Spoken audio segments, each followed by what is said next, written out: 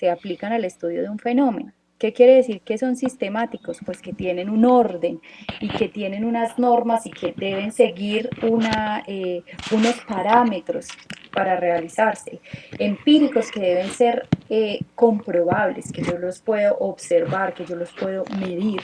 Y críticos que yo puedo dar un concepto o puedo abordar ese tema desde varios puntos de acuerdo a los resultados que yo encuentre en la investigación. Hay diferentes enfoques en la investigación científica. El primero es el cuantitativo, hay otro que es el cualitativo y hay otro que es mixto. Esta noche yo abordaré el enfoque cuantitativo. ¿Qué tiene entonces este enfoque cuantitativo? Se caracteriza porque mide fenómenos, utiliza la estadística. Este enfoque cuantitativo se basa en la observación, en la medición, en donde yo puedo comprobar tácitamente un evento, puedo medir una variable. Prueba hipótesis, que ahorita miraremos qué es una hipótesis, hace análisis de causa y efecto. Ese proceso que se hace en el enfoque cuantitativo es secuencial, yo tengo que seguir unos pasos. Deductivo, es probatorio, analiza la realidad objetiva y tiene unas bondades. Generalización de resultados. Hay un control sobre los fenómenos. Yo tengo las variables controladas y descritas y las puedo manipular y las puedo definir. Precisión. Tiene réplica. Puede hacer una predicción. El otro enfoque, que es el mixto, es la combinación entre el enfoque cuantitativo y el cualitativo. ¿Y cuál es el cualitativo? Se caracteriza porque explora fenómenos a profundidad. Se conduce básicamente en ambientes naturales. Los significados se extraen de los datos y no se fundamenta en la estadística. El proceso es inductivo, recurrente. En este no hay tanta precisión en la secuencialidad de los pasos. Analiza múltiples realidades subjetivas y no tiene una secuencia lineal. ¿Cuáles son las bondades de ese enfoque cualitativo? Hay una profundidad de significados, hay amplitud, hay una riqueza interpretativa de los fenómenos y se contextualiza el fenómeno de acuerdo donde yo estoy desarrollando la investigación. Pero como les dije, hoy les traigo aquí es el enfoque cuantitativo y me voy a centrar en explicar cuáles son los componentes y las características que tiene este enfoque. Es un conjunto de procesos secuenciales y probatorios. Parte de una idea. La investigación siempre va a partir de una idea, sea cuantitativa, sea cualitativa, siempre vamos a tener una necesidad de conocer cómo se comporta un evento, una variable, etcétera, una situación. Este enfoque cuantitativo establece hipótesis y variables a analizar y utiliza pruebas que minimizan el error. Generalmente esas pruebas tienen una aplicación estadística en donde yo puedo verificar los datos. Los análisis cuantitativos se interpretan a la luz de las predicciones iniciales, o sea, la hipótesis, lo que cree que va a encontrar el investigador, y los estudios previos, es decir, la contextualización teórica que se hace sobre el tema que yo quiero investigar.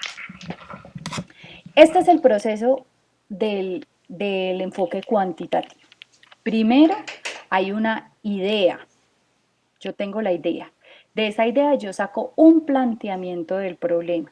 Digo por qué esa idea deberíamos abordarla dentro del proceso de investigación. Después hago una revisión de la literatura y desarrollo el marco teórico a ver qué se ha investigado sobre el tema, qué hay en el mundo, qué vacíos de conocimiento tiene ese tema. Después hago una visualización del alcance del estudio, hasta dónde puedo llegar, cómo lo voy a abordar, qué es lo que yo quiero encontrar. Después elaboro la hipótesis y defino las variables de acuerdo al problema, a la revisión de la literatura, al tipo de estudio que yo quiero elaborar.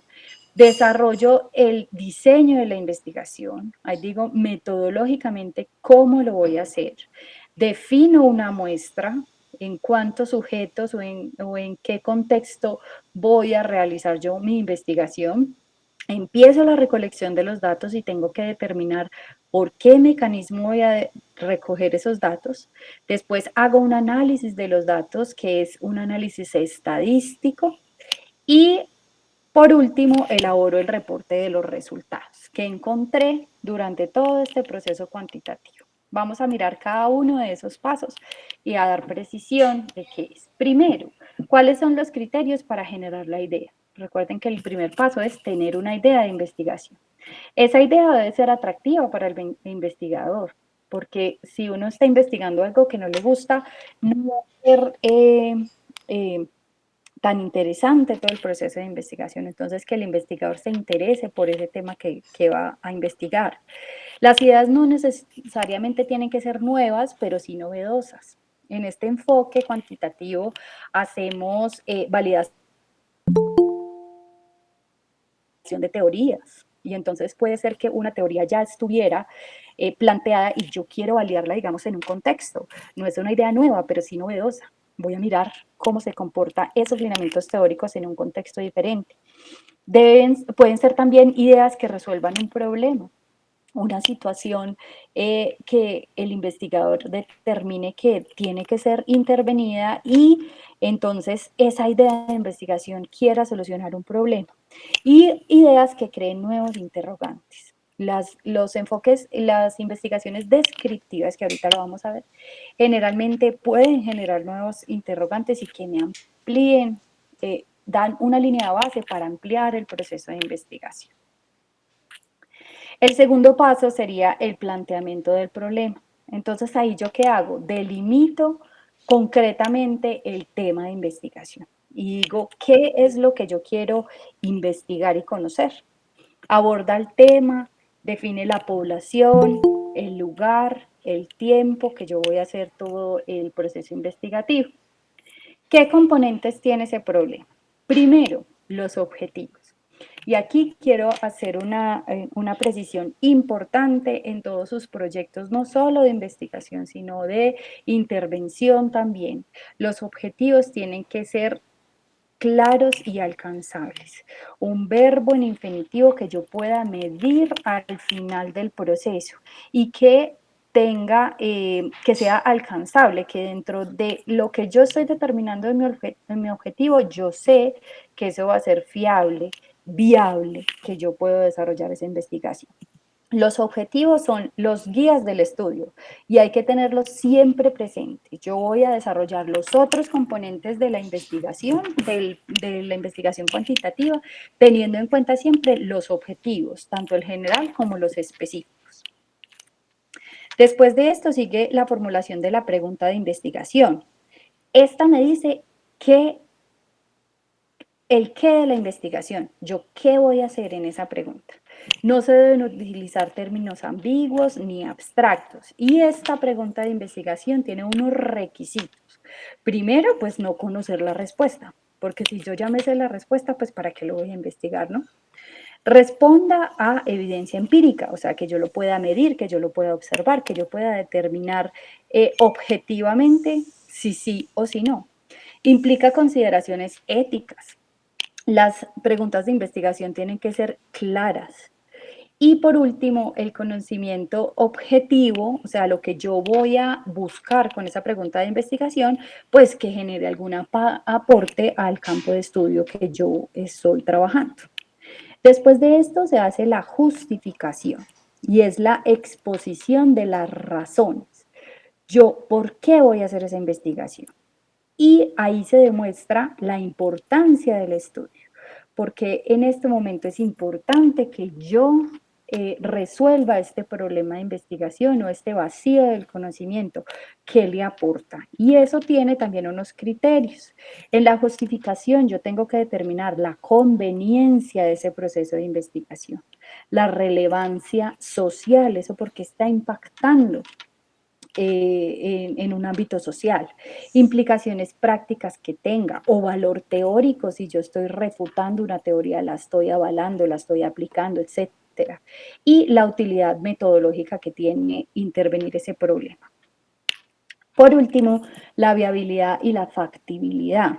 Ahí es donde yo voy a definir si dispongo de los recursos técnicos, humanos, científicos, financieros para realizar ese proyecto de investigación. Además, si tengo acceso al lugar o al contexto.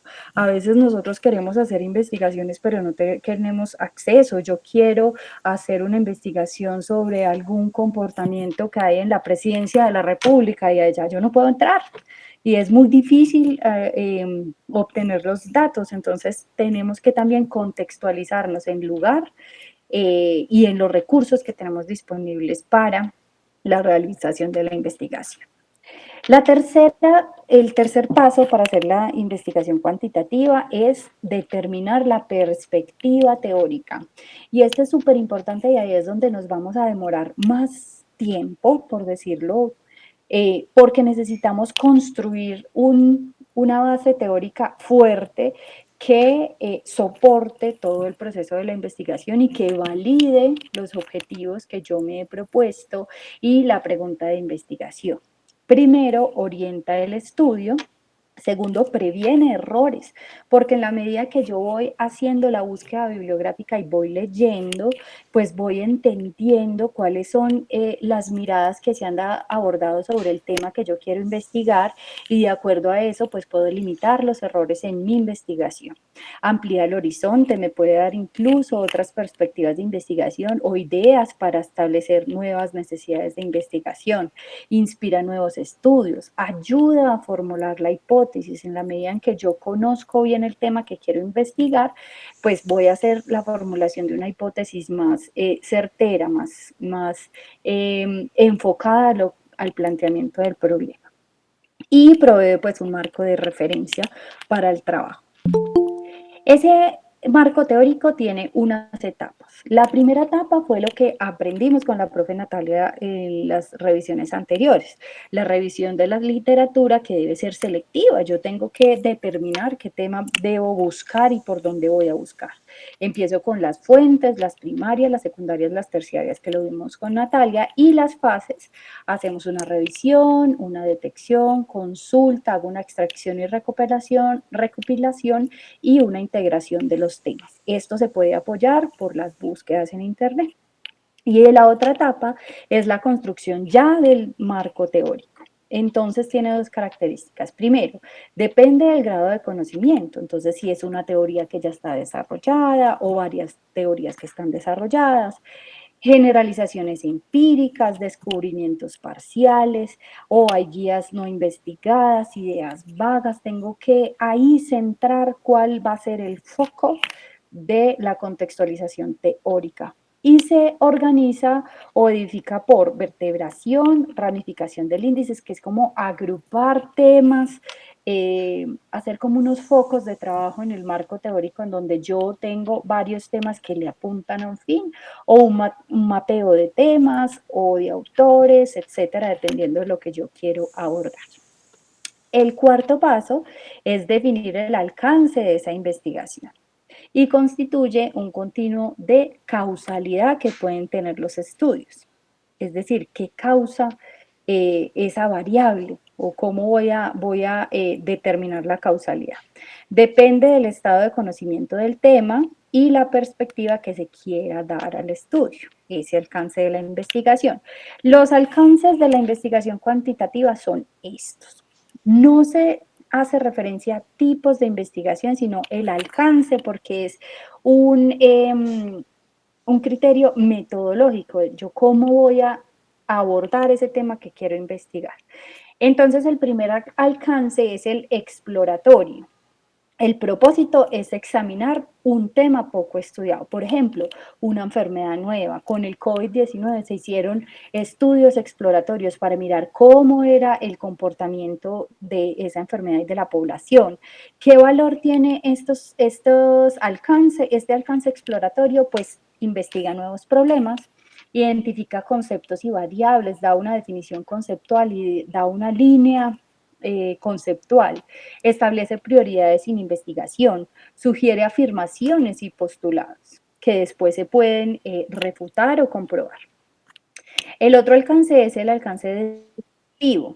Tiene un propósito que es especificar propiedades, características o perfiles de personas, grupos, comunidades, procesos, objetos o fenómenos. No busca una relación. Por ejemplo, un estudio descriptivo que todos conocemos, los censos poblacionales. Cuando yo me entro al censo, Dani, ¿qué me dice? ¿Cómo es la población colombiana? ¿Cuántos somos? ¿Cuántos hombres? ¿Cuántas mujeres? Por raza, por pertinencia étnica, etcétera? Pero no me está haciendo ninguna relación. ¿Qué valor tiene eso? Sirve para mostrar con precisión las dimensiones de un fenómeno, suceso, de la comunidad, del contexto. Como su nombre lo dice, describe un fenómeno. Otro alcance es el correlacional. El propósito es asociar variables mediante un patrón predecible para un grupo de población. Mide la relación o el grado de asociación entre dos o más variables. Por ejemplo, asociación entre el tabaquismo pasivo y el asma en los niños. Es un estudio que se hace en familias donde hay algún miembro de la familia que fuma y mirar si los niños que hay en esa familia desarrollan asma o no. Es una relación. El valor que tiene un valor explicativo parcial, porque tenemos otro alcance que es el explicativo neto. Cuanto mayor sea el número de variables que se asocien y mayor sea la fuerza de relación, más completa será la explicación que haga ese estudio correlacional.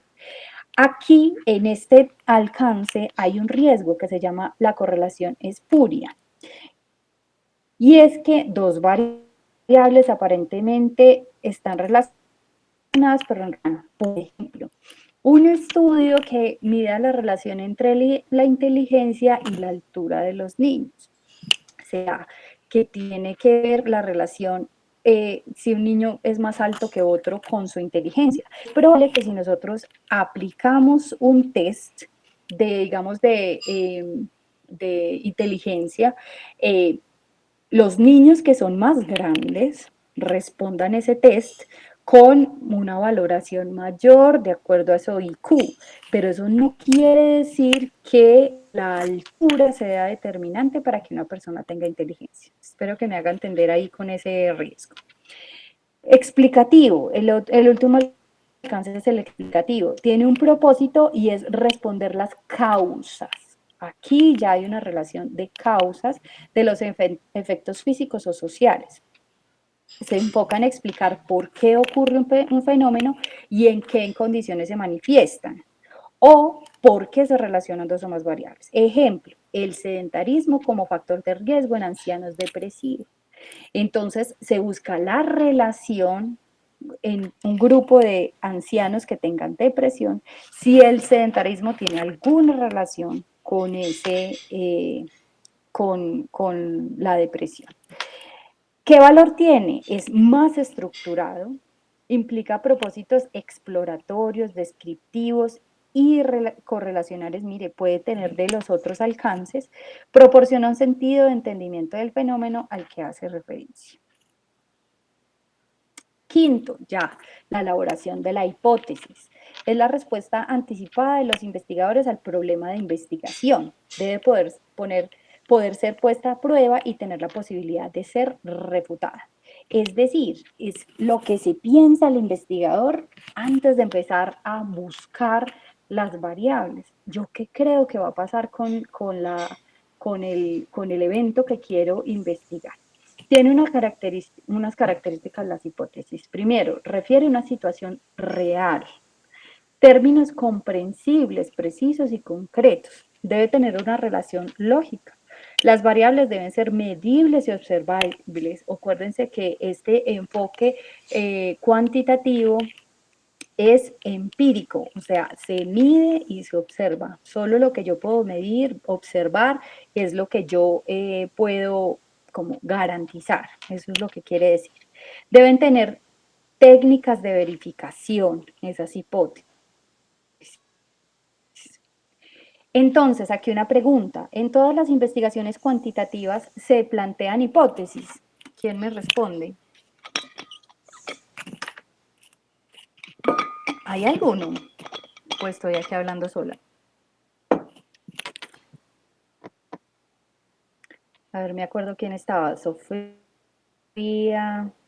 Silvia, Santiago, Vía Carolina.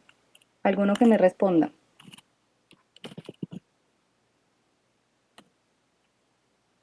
Ninguno está. O Mariu, alguien que pueda ver quién está conectado, porque yo estoy en pantalla compartida, no veo.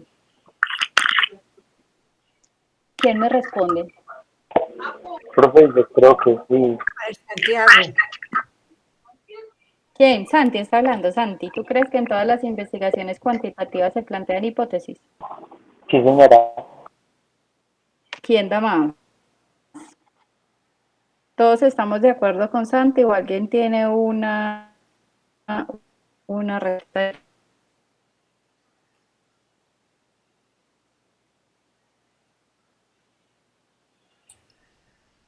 No en todas.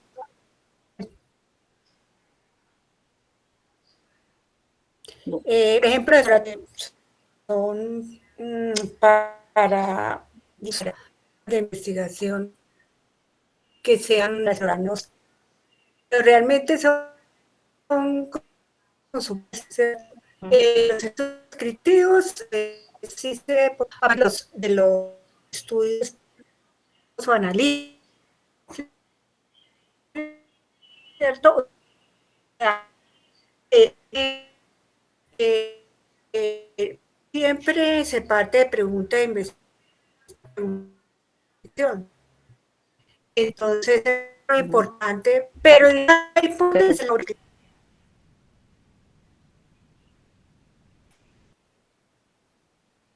A un estudiante, aquí ya tenemos. La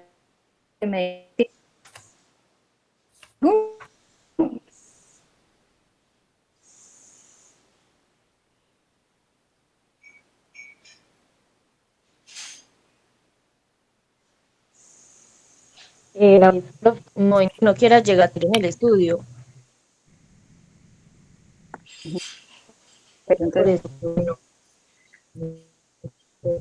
muchas gracias. Entonces vamos a mirar. Efectivamente, no. No en todas las investigaciones cuantitativas se plantean hipótesis. Vamos a mirar en cuáles. En exploratorios no se formulan. En los descriptivos se formulan cuando se pronostica un dato o un hecho. En el correlacional sí y en el explicativo sí. En el correlacional se hace un tipo de hipótesis que son correlacionales y en el explicativo hipótesis causales de la causalidad. Listo. Vamos a mirar qué tipos de hipótesis hay. Hay tres tipos: hipótesis de investigación, hipótesis nulas y hay hipótesis alternativas. La hipótesis de investigación son proposiciones tentativas acerca de posibles reacciones entre dos o más variables. Se simbolizan como HI o H1, H2, H3, dependiendo de cuántas hipótesis se formulen. Hay tipos, hay descriptivas, correlacionales, diferencia entre grupos y relación de causalidad. Las descriptivas intentan predecir un dato o un valor en una o más variables. Por ejemplo, la inflación del próximo semestre será superior al 3%. Esa describe, me está intentando predecir un dato. Las correlacionales especifican las relaciones entre dos o más variables. Por ejemplo, a mayor confianza, mayor proximidad física. Habría que investigar a ver si eso sí se verifica la hipótesis o se rechaza. Otro tipo de hipótesis de investigación es diferencia entre grupos, o sea, se comparan dos grupos. Por ejemplo, el tiempo en desarrollar SIDA para las personas contagiadas por transfusión sanguínea es menor que la que adquiere VIH por transmisión sexual.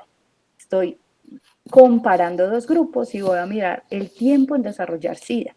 Si eso tiene algunas variables que se comparten o se refutan.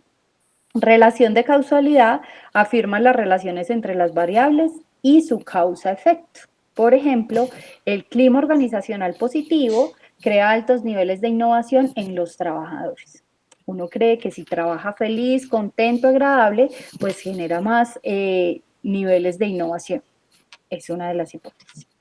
Hay otro tipo de hipótesis que se llaman las hipótesis nulas, que esas son las que niegan o refutan la relación entre las variables. Siempre se simbolizan como H0. Estos tipos hay, ¿cuántos tipos de hipótesis nulas hay como tipos de investigación? Hay hipótesis descriptivas, correlacionales, de diferencia entre grupos, de causalidad, etc. Un ejemplo, no hay relación entre la orientación sexual de las personas y su poder adquisitivo. Es una hipótesis nula. Alternativa. Las hipótesis alternativas son posibilidades diferentes o alternativas ante las hipótesis de investigación o la hipótesis nula y se simbolizan como HA. Hay tipos. Se pueden formular cuando efectivamente no hay otra posibilidad. Perdón, hay otras posibilidades aparte de la hipótesis de investigación o la hipótesis nula. De lo contrario, pues no se deben formular. Por ejemplo, esta silla es roja, sería la hipótesis de investigación. La hipótesis nula sería esta silla no es roja. Pero entonces hay una hipótesis alternativa que es esta silla es azul. Un ejemplo muy escueto sobre cómo puedo utilizar una hipótesis alternativa. El sexto paso para los estudios cuantitativos es hacer el diseño de la investigación. Constituye entonces el plan o la estrategia para confirmar si es o no cierto lo que resultó atractivo para el investigador, es decir, la pregunta de investigación y las hipótesis que se está planteando de acuerdo a la pregunta de investigación, el objetivo general y los objetivos específicos. Ahí enmarcamos todo en el diseño de la investigación. Aquí hay diferentes tipos, un tipo no experimental y un tipo experimental. En los tipos experimentales se utilizan sobre todo para tratamientos o intervenciones, por ejemplo, en nuestro ámbito de la salud. Hay unos dentro de los experimentales que se llaman pre-experimentos que tienen un control mínimo de la variable que yo voy a investigar.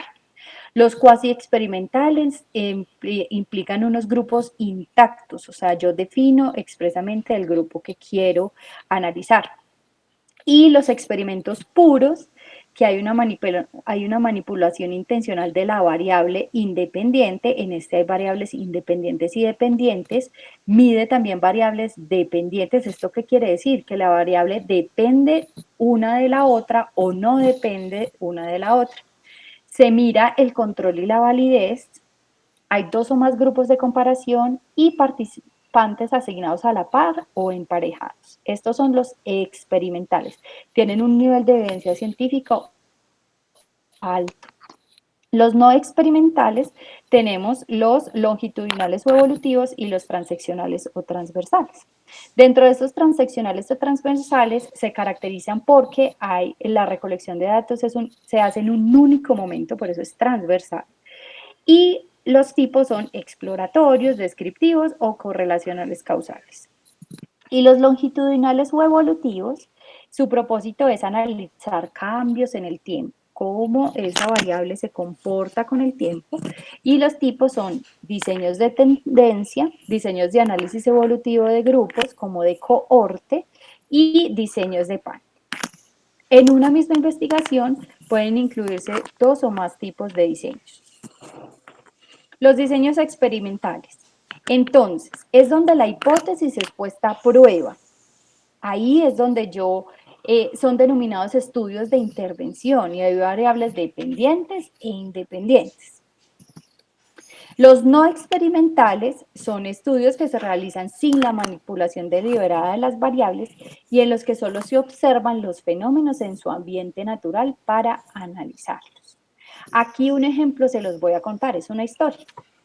Un investigador quiere analizar el efecto que produce el consumo de alcohol, sobre los reflejos humanos. Si quiere, la hipótesis que se plantea es que a mayor consumo de alcohol, mayor lentitud de los reflejos de las personas.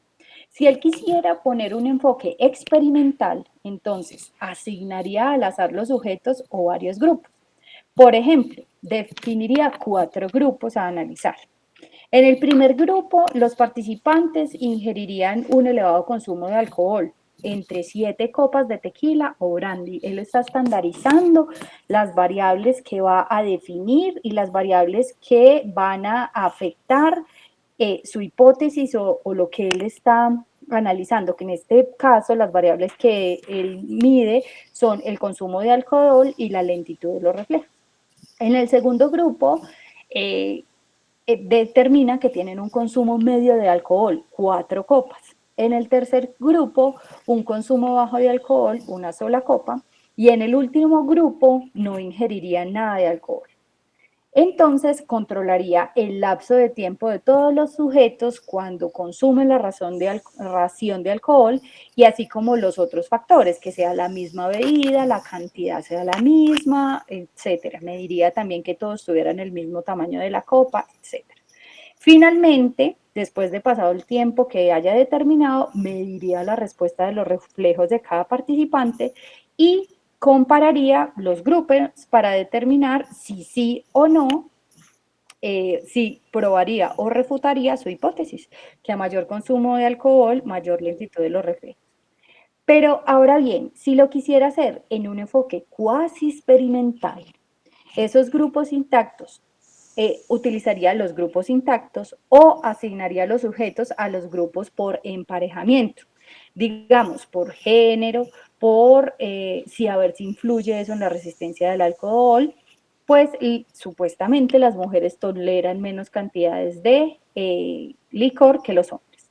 Pero si decidiera hacer un enfoque no experimental, entonces ese investigador lo que haría es ir a lugares donde las personas hayan consumido alcohol. Por ejemplo, nos ponen aquí en este ejemplo, valga la redundancia, la oficina donde se hace la prueba de nivel del consumo de alcoholemia en la estación de policía. Entonces este investigador se va para allá y va mirando cómo sería la respuesta de los reflejos, pero ahí él no tiene controlado ni las cantidades de licor que se está tomando la gente, ni el tiempo después del consumo del alcohol, etcétera. Y ahí entonces analizan si está a favor o en contra.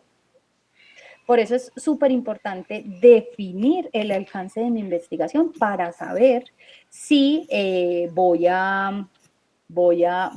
tipo voy a utilizar para hacer mi estudio. El séptimo es la selección de la muestra. En los estudios cuantitativos se seleccionan muestras. ¿Qué es una muestra? El subgrupo del universo, la población, del cual se recolectan los datos y que debe ser representativo de esta. Ese grupo debe representar la totalidad de la población que yo estoy estudiando. La muestra entonces se utiliza por economía de tiempo y recursos, implica definir la unidad de muestreo y análisis y requiere determinar la población para generalizar resultados y establecer parámetros. Es súper importante la metodología que yo utilice para definir la muestra por esto que acabamos de ver. Primero, necesitamos optimizar recursos de tiempo, recursos monetarios, de desplazamiento, etc. Pero más aún, necesitamos es que esa muestra que yo voy a elegir de verdad represente la totalidad de la población que voy a intervenir y que el evento que yo estoy analizando de verdad represente la totalidad de la población.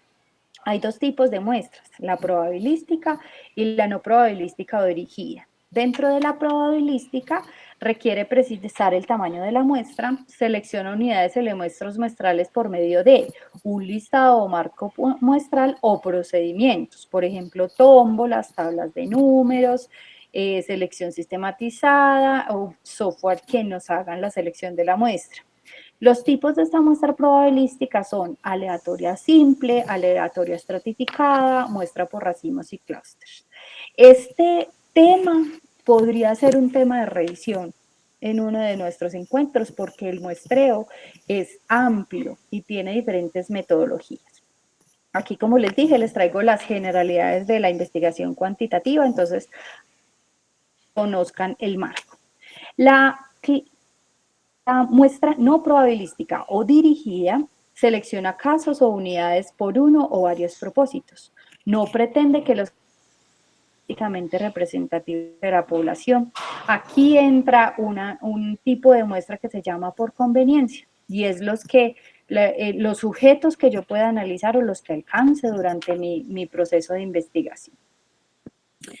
Esta no probabilística, entonces, es un subgrupo, perdón, la probabilística es un subgrupo de la población en la que se toman los elementos. Todos los elementos tienen la misma posibilidad de ser elegidos. Por ejemplo, los números del sorteo de la lotería. Ustedes han visto que eso es una tómbola y va sacando los números aleatoriamente y automáticamente por una máquina. Todos los números tienen la misma probabilidad de salir para dar el premio mayor. La muestra no probabilística, la elección de los elementos no depende de la probabilidad, sino de las características de la investigación. Y aquí les traigo un ejemplo. Hay una investigación sobre el subsidio de prisiones en prisiones de Estados Unidos. Los investigadores entonces diseñaron un estudio explorativo de los motivos por los cuales los reclusos intentan suicidarse. Se seleccionó una muestra no probabilística de prisioneros que accederán voluntariamente a participar. De esta manera, se realizaron entrevistas exhaustivas a 24 individuos de 6 cárceles de Ohio, quienes expresaron con franqueza sobre sus experiencias. Como es un estudio exploratorio, el tipo de muestra se puede hacer por un muestreo no probabilístico, porque recuerden que el estudio exploratorio lo que quiere es simplemente definir o mostrar qué situación está pasando. El octavo paso sería ya la recolección de los datos. Entonces, ahí yo tengo que elaborar un plan detallado de cómo voy a reunir todos los datos según el propósito que yo tengo. Se realiza a través de instrumentos de medición. Y ustedes, alguien que me diga como, ¿qué instrumentos utilizamos para la recolección de los datos? ¿Qué instrumentos conocen ustedes? Una encuesta, profe. Una encuesta puede ser. ¿Qué otro elemento tenemos? Entrevistas también. Entrevistas también las podemos utilizar. ¿Qué más?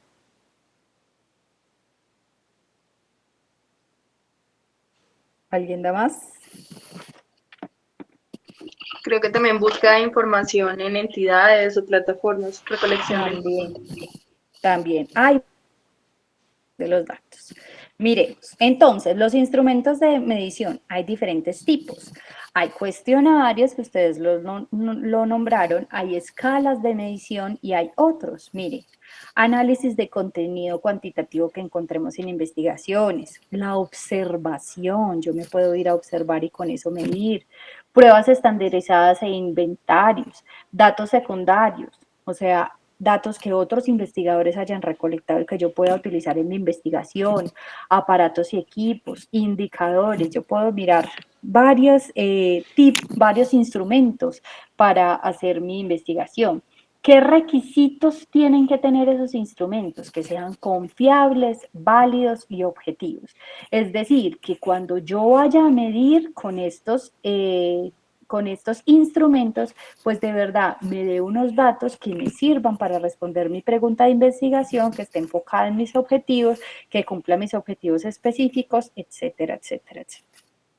Bueno, el noveno sería el análisis de los datos y aquí también podríamos hacer otra revisión porque es muy amplio el tema del análisis de los datos. Esto sería un apartado que viéramos bioestadística y todos los elementos estadísticos que podemos utilizar en la investigación cuantitativa.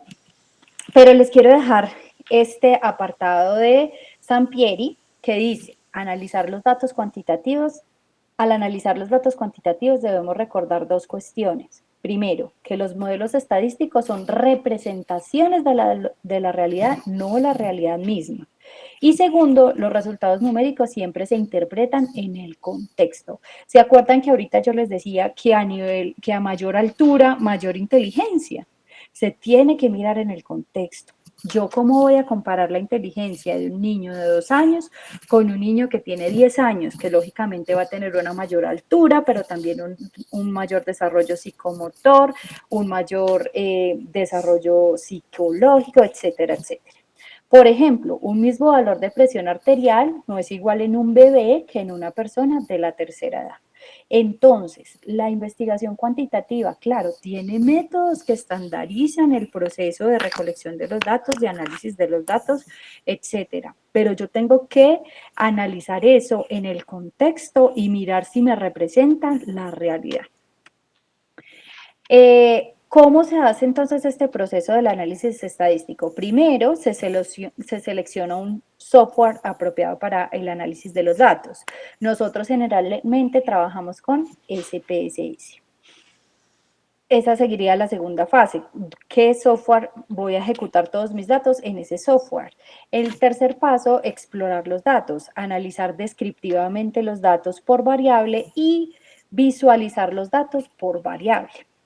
En la siguiente fase sería evaluar la confiabilidad y validez logradas por él o los instrumentos de medición. Aquí yo me puedo dar cuenta si mi instrumento de verdad me está diciendo lo que yo necesito encontrar, si se está enfocando en lo que yo me planteé. La fase 5, analizar mediante pruebas estadísticas las hipótesis planteadas, o sea, hacer el análisis estadístico, propiamente aplicar las pruebas estadísticas. La fase 6 sería realizar análisis adicionales y la 7, preparar los resultados para presentarlos, ya sean en tablas, en gráficas, en figuras, en cuadros, etc. Hay diferentes tipos de análisis. Si voy a hacer una investigación descriptiva, puedo utilizar distribución de frecuencias, medidas de tendencia central, media, mediana y moda, medidas de variabilidad, rango, desviación estándar, una varianza, o gráficas o puntuaciones Z.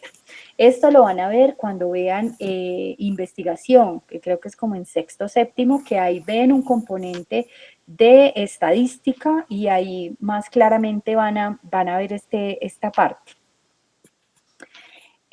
Para determinar inferencia, o sea, para determinar parámetros y probar hipótesis, se basa en la distribución muestral y hay estos tipos de análisis. Se puede hacer un análisis paramétrico, que serían coeficientes de relación, regresión lineal, prueba T, prueba de diferencia de proporciones, análisis de varianza, análisis de covarianza, o análisis no paramétricos, que sería un chi cuadrado, un coeficiente de Spearman o Kendall, coeficientes para tabulaciones cruzadas, Crosstab, lo encuentran en muchos textos, y análisis multivariados, centros de recursos en línea. Como les digo, es un tema que podríamos abordar en otra revisión porque es amplio y sí amerita un poco más de profundidad. El paso 10 sería reportar los resultados. Yo ya definí cuál es mi idea de investigación, saqué la justificación, saqué la pregunta problema, saqué mis objetivos específicos generales, el general y los específicos, saqué la pregunta problema. Ya hice un instrumento, diseñé un instrumento o cogí un instrumento que ya está validado y voy a aplicar ese instrumento, definí cómo lo voy a hacer, definí la metodología de cómo analizar los datos. Analicé los datos en SPSS y entonces ya voy a mirar cómo voy a presentar los resultados de lo que yo investigué. Es necesario comunicar los resultados que nosotros tenemos en una investigación y eso se hace a través de ¿qué? Una publicación de un libro, un capítulo de un libro o un artículo, una revista académica o un diario de divulgación general, dependiendo de lo que yo quiera reportar, una presentación en computadora, un documento técnico, una tesis, un DVD, etcétera. Yo puedo presentar mis resultados como yo quiera, pero eso depende del público a quien yo quiero llegar. Entonces aquí les traigo esta imagen que es, se debe definir para el reporte de los resultados primero el tipo de reporte a elaborar, si yo voy a hacer un artículo científico, un capítulo de libro, unas diapositivas, etcétera, etcétera. Y eso se define de acuerdo a ¿qué? A los usuarios receptores que tomarán las decisiones con base en los resultados. Y también en el contexto en el que se presentará. Si yo voy a presentarlo en un contexto académico, entonces yo debo hacer un documento académico que contenga esto, una portada, unos índices, un resumen o sumario, términos claves, cuerpo del documento, referencias, apéndices, etcétera. Ese documento debe tener una introducción, una revisión literaria o el marco teórico, explicar el método que yo utilicé, los resultados y hacer una discusión, que ahorita vamos a ver qué es la discusión. Y si yo voy a presentar mis resultados en un contexto no académico, pues generalmente se hace una portada, un índice, un resumen ejecutivo, el método abreviado, los resultados y las conclusiones. La elaboración de estos reportes se debe basar en las posibilidades creativas, los elementos gráficos y se tiene que tener en cuenta el estilo de la publicación. Si yo voy a publicar en una revista, las revistas siempre me dicen cómo debo hacer el reporte de los datos, pero nosotros en salud generalmente utilizamos las normas Vancouver. ¿Cómo entonces hacemos esa preparación de los resultados? Primero, revisar los resultados y esos resultados se presentan en tablas, diagramas, cuadros, gráficas, etc. Organizo los resultados. La recomendación es primero los descriptivos por cada una de las variables. Después, tener en cuenta cuáles son los confiables, la confiabilidad y la validez, qué datos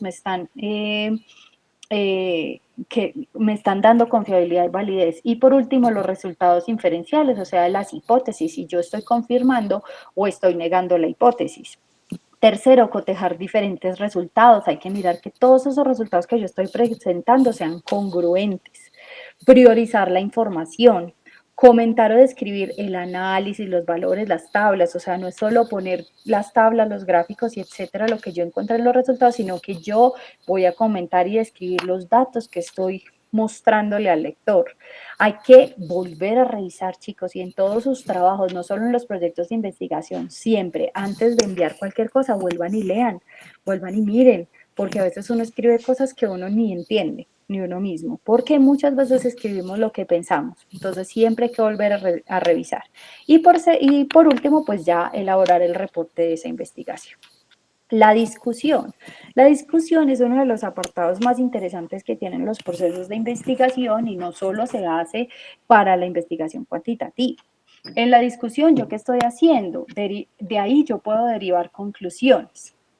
En la discusión yo estoy comparando los resultados que yo obtuve con el marco teórico que yo elaboré y con otros supuestos teóricos que pueda encontrar en ese momento en que yo ya tengo mis resultados.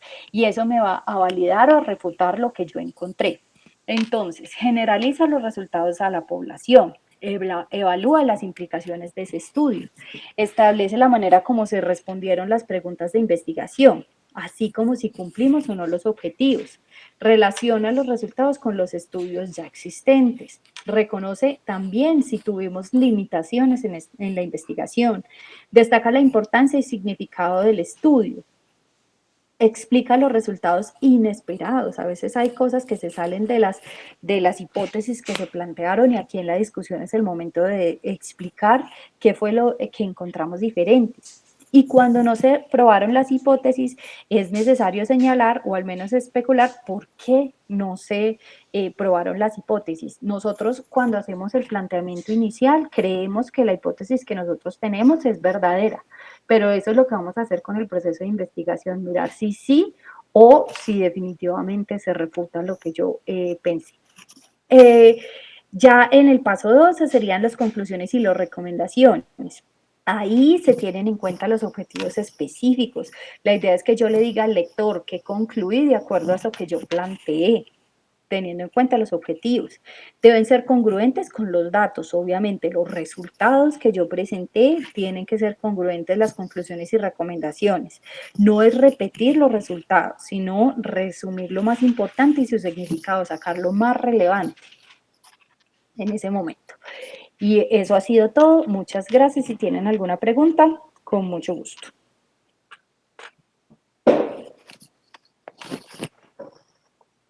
Aún están o se me fueron. Aquí estamos.